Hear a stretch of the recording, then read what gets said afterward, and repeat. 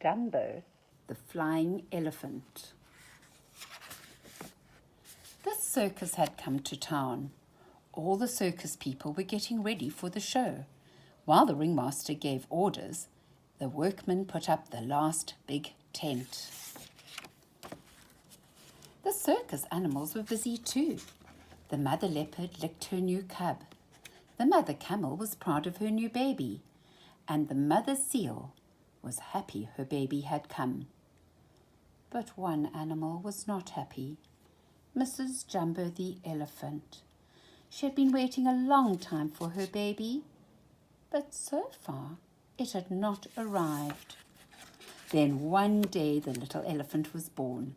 All the elephants came to admire him. "He's so sweet," said the proud mother. "I wonder what I should name him." Suddenly, the baby sneezed, "Achoo!" and his ears flew up into the air. All the other elephants laughed when they saw how big his ears were. "How funny he looks. I'd call him Dumbo. He looks like a Dumbo." And Dumbo was the name that stuck.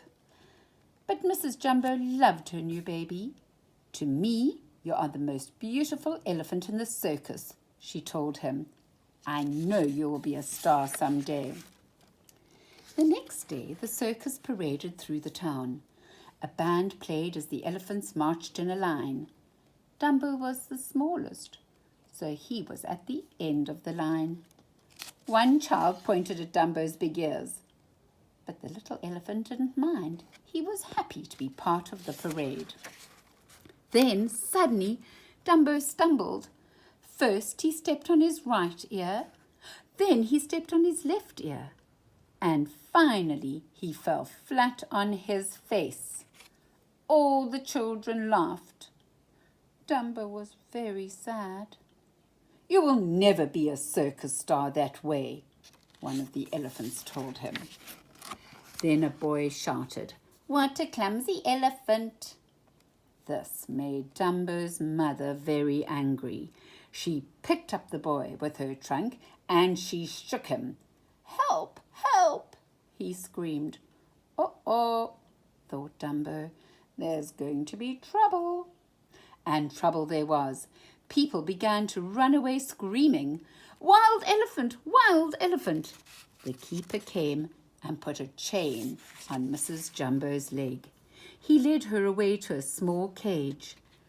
"Now you won't be able to make any more trouble," he said. "Don't take her away," cried Dumbo. "It was all my fault." But the keeper didn't listen. He shoved Mrs. Jumbo into the cage and locked the door. She looked out sadly at her son. "Be a good little elephant, Dumbo." The other elephants were upset. They got together to decide what to do about Dumbo. "He can't be part of our act," said one. "He just makes people laugh." "Make him a clown then," said another. So Dumbo was sent to work with the clowns. They gave him a ruffled collar and they painted his face in a funny way. This made Dumbo very sad. He wanted to be an elephant, not a clown. That evening, the elephants performed without Dumbo. When they were done, the clowns rushed in dressed as firemen. They had a fire engine, a ladder, a hose, a net, and a tub of water. But where was Dumbo? Dumbo was in the burning house. "Jump, Dumbo, jump!" shouted the clowns. Even though the flames were not real, Dumbo was afraid. But finally, Dumbo jumped. The clowns held tight to the net. "Hooray!" they shouted. "You were wonderful." But he didn't feel wonderful. He missed his mother, and he still didn't want to be a clown. The next day, Timothy the circus mouse found Dumbo looking sad. "Don't be unhappy," he said. "I will be your friend. I will find a way to help you. Those big ears must be good for something. Maybe I can teach you how to fly with them." Timothy took Dumbo to the woods. There he made a runway out of a log and a board. "Just flap your ears hard and jump off," he shouted. 3 crows sat on a branch and watched. Dumbo flapped his ears hard and jumped. He fell flat on his face on the ground. "I'll never be able to fly," he said. But clever Timothy had another idea.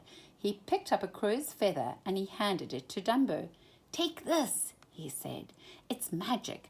Then hold it in your trunk and jump." So Dumbo jumped in the air and flapped his ears, and all the time he held tight to the feather. Suddenly he was flying. "Good boy, Dumbo," said Timothy. The 3 crows could not believe their eyes. Higher and higher he flew. The green hills and the yellow farmhouse were far below him. "Look at him go," squawked the crow with glasses. "Now Dumbo will be the star of the circus," Timothy said to the crow in the purple hat and vest. Dumbo was so happy. That night, Dumbo sat in the burning house again. But this time, Timothy was riding in his hat, and in his trunk was the magic feather. "Jump!" shouted the clowns down below. "Fly!" whispered Timothy. Dumbo flew into the air, but just then the feather slipped out of Dumbo's trunk. "Help! I'm falling! I can't fly without my feather!" cried the little elephant. Timothy quickly jumped out of the hat and slid down to Dumbo's trunk. "Dumbo, Dumbo," he shouted, "that feather isn't magic. You can fly without it." "Really?" asked Dumbo. "Yes," said Timothy. "Hurry up. Flap those ears and fly." The little elephant began to flap his ears as fast as he could. Up, up, up he sailed to the top of the circus tent. "I can fly," cried Dumbo, "even without my feather." "Hooray!" shouted Timothy from his seat in Dumbo's hat. "Now you are a real circus star. Can you hear the people cheering?" The crowd was cheering. "See the amazing flying elephant," shouted the ringmaster as Dumbo flew over his head.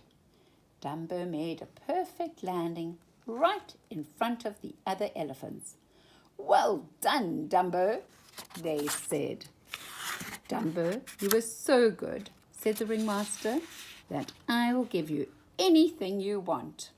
Dumbo knew right away what he wanted.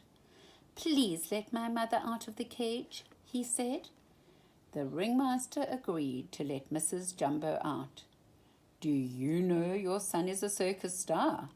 he said to her. "Are you really?" she asked Dumbo.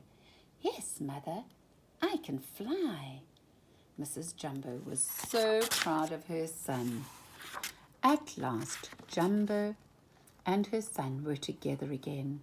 She patted Dumbo with her trunk. "I knew you would be a star someday," she said. "Yes, but I couldn't have done it without my friend Timothy," said Dumbo. Timothy smiled. Who could ask for a better friend than a flying elephant? He hoped that he and Dumbo would be friends for a long, long time.